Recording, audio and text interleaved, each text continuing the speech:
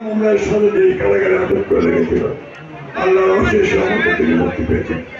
আমাদের নেতা তারেক রহমানকে মিথ্যা মামলার সাজা দিয়ে নির্বাসিত করা হয়েছে।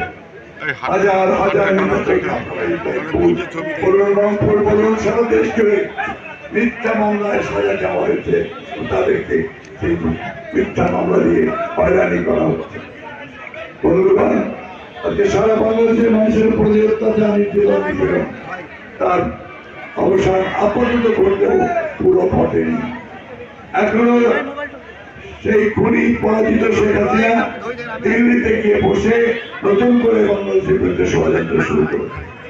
এখন সেই সাম্প্রদায়িক সম্প্রীতি বিনষ্ট করতে এই ধোয়া তুলে বিভিন্ন রকম গল্প ফেলে তারা সেটাকে আন্তর্জাতিক ভাবে বাংলাদেশকে ছোট করার চেষ্টা করছে।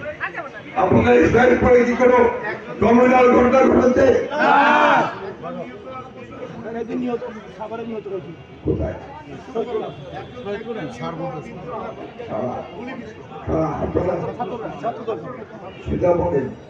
একজন নিহত, 20 জন আহত হয়েছে।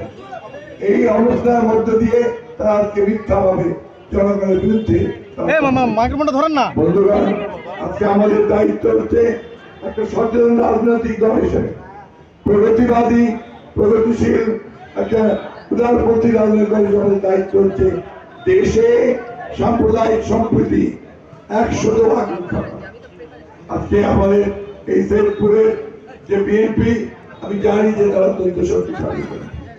আমাদের দায়িত্ব এখন একটাই যে এই আওয়ামী লীগের লোকেরা ষড়যন্ত্র করে চক্রান্ত করে আমাদের অর্জিত বিজয়কে নষ্ট করতে না শান্তি মিছিল করতে হবে, আপনাদেরকে সম্প্রীতি বজায় রাখতে হবে।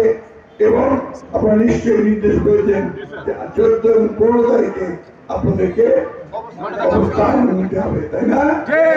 সেই অবস্থান নেবেন সর্বশক্তি দিয়ে, কিন্তু কোন রকম কোন প্রভোকেশনের কাছে আপনারা আবার পা দেবেন না, তার ঝুঁক দেবেন না। তার চেষ্টা করে প্রভোগ করার আপনারা প্রভোগ করেন। দেখেছেন যে ইতিমধ্যেই শেখ হাসিনার বিরুদ্ধে খুনের মামলা হয়েছে, 2 জন গ্রেপ্তার হয়েছে এবং এখন অতি অল্প সময়ের মধ্যে যারা খুন করেছে, খুনের সঙ্গে জড়িত তারা সবাই গ্রেপ্তার হবেন আমরা বিশ্বাস করি। আপনারা জানেন যে এখন আপনাদেরকে একটাই কাজ, আমাদের দলকে সুসংগত করা, নিজের মধ্যে বিভেদ না রাখা, ঐক্যের মধ্য দিয়ে জনগণকে সম্পৃক্ত করে ছাত্র জনতাকে সঙ্গে নিয়ে আমাদেরকে বিজয়কে সুসংগত করতে হবে। যে চক্রান্ত, সেই চক্রান্তকে ব্যর্থ করে দিতে হবে। তাই এই সরকারকে সহযোগিতা করা হচ্ছে আমাদের পরীক্ষা। এর মধ্যে দিয়ে আমরা সামনের দিকে এগিয়ে যাবো। আপনাদের যারা এখানে নিহত হয়েছেন, নিহতদের প্রতি আমি আমার শ্রদ্ধা জানাচ্ছি, নিহতের প্রতি। আর যারা আহত হয়েছেন তাদের সমবেদনা জানাচ্ছি। আমি প্রস্তুত নই, তো আমি সামান্য কিছু ডোনেশন দিয়ে যাবো, পরে আমি আমার সেটা দলের পক্ষ থেকে। আপনার সাথে ভালো থাকবেন, সুস্থ থাকবেন, আর নিজেকে সুসংগত রাখবেন। এবং একজনকে যদি আমি না দেখি, না শুনি, যারা এই সমস্ত অপকর্মের সঙ্গে জড়িত হবে, যিনি করবেন সাথে সাথে তার বিরুদ্ধে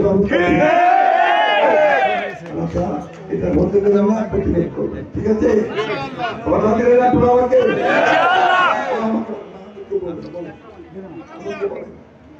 আমাকে বলেন কি বলবেন?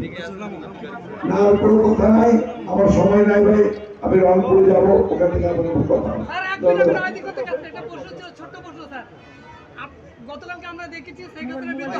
আমি এখানে কোন প্রশ্নের উত্তর দিতে আসিনি, আমি আমার নেতা কর্মীদের সঙ্গে কথা বলতে এসেছি।